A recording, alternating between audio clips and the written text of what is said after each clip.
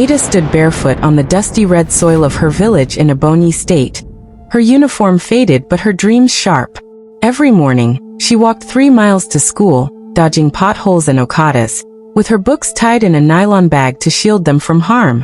Her mother, a petty trader who sold akra by the roadside, often reminded her, "Ada, not only your education fit lift us." That thought burned in her chest like firewood. Despite hunger, teasing, and hardship, Ada had only one dream: to attend Prestige University, Nigeria's most competitive federal school, and become a lawyer. She wanted to defend girls like her, girls who had no one but themselves. Her final year at Community Girls Secondary School was intense. Teachers pushed hard, WAC loomed large, and Ada knew one wrong step could bury her future. But she thrived. Always first in class, always top in debates. Her English teacher, Mr. Adagok, often praised her essays with a strange smile she didn't like. He'd lean too close, brush her shoulder unnecessarily, and whisper things like, "Ada, you're too brilliant to remain poor." She laughed nervously and ignored it, until one afternoon when she was called into his office.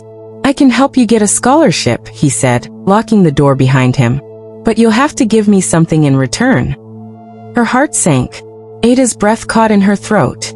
Mr. Adagok's voice dropped to a whisper, his eyes scanning her body with a disgusting calm.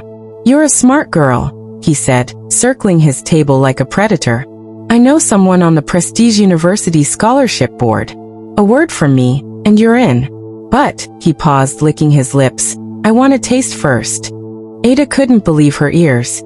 She'd heard whispers in the school halls, rumors of girls exchanging their bodies for grades, but she never imagined it would knock at her door. She wanted to scream, to run, but her legs stayed frozen. I don't understand," she muttered, praying she'd misheard. But he chuckled and leaned. "You're beautiful, Ada.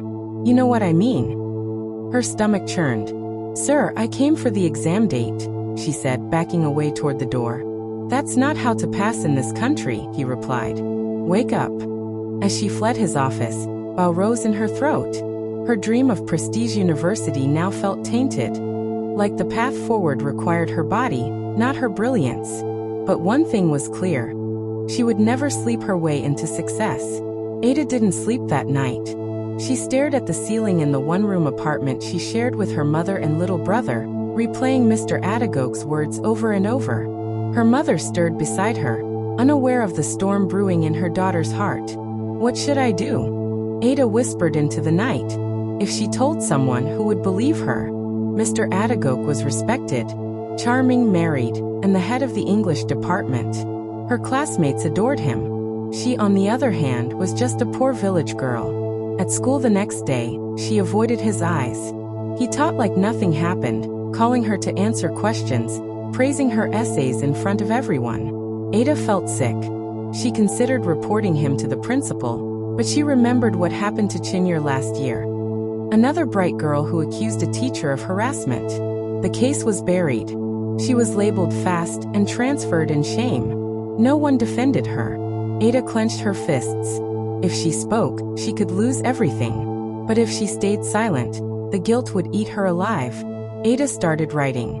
Not just her usual essays, but everything, what Mr. Adagok said, where it happened, even the way he touched her arm during lessons. She created a secret diary, hiding it beneath a loose tile in her mother's room. Each day, she documented every encounter. He didn't stop. He kept smiling at her in class, giving her extra attention, and reminding her softly, "My offer still stands." Worse, other girls started confiding in her. "Ujua Jr. W. Jr. whispered one day. He called me into his office, told me I looked like university material. Ada's heart pounded. "Did he?" she asked, but Uju only nodded ashamed. Ada knew then this wasn't about her alone. Mr. Adagok had been doing this for years. He picks the girls who have no father, Uju added. The system was broken. Ada's fear began to shift into quiet rage.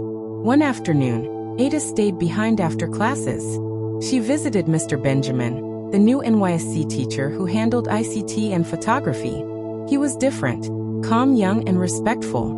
She had noticed he always gave students free tutorials after school. That day, she approached him and asked softly, "Sir, do you have a phone that can record secretly?" He looked confused. "Why?" She hesitated, then said, "I want to catch someone doing something wrong." Mr. Benjamin didn't pry. Instead, he handed her a small voice recorder hidden inside a key holder. "Be careful," he said. Ada hid it in her bra the next day. She prayed silently before entering Mr. Adagok's office. "You've made a decision?" he asked. Ada nodded slowly. "I'm ready. But not here. Let's talk at your house." His eyes lit up. He grinned like a fool and wrote down his address. The bait was set. Ada spent the next 3 days preparing. She rehearsed her lines. She practiced smiling, pretending, and hiding her fear. She convinced her mother she was going to her friend Eno's house to study. But she didn't go to Eno's. She went to Mr. Benjamin's instead. "He invited me to his house," she said. Mr. Benjamin's eyes widened. "You're very brave," he said. He handed her a second recorder. This one could capture video too, clipped onto her scarf. The plan was risky. If anything went wrong, she could be assaulted, or worse. But Ada believed it was the only way to protect other girls. "If I don't do it," she said, "he'll keep doing it to others." Mr. Benjamin nodded and promised to stay nearby. The next day, Ada took a kiki to Mr. Adagok's residence.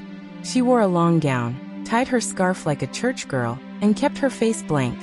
Inside, he welcomed her with wine. She pretended to sip. "So are you ready?" he asked, drawing close. "Yes," she said, and the recorder captured everything. The next morning, Ada went straight to Mr. Benjamin's office. He plugged in the recorder. As the video played, his jaw tightened.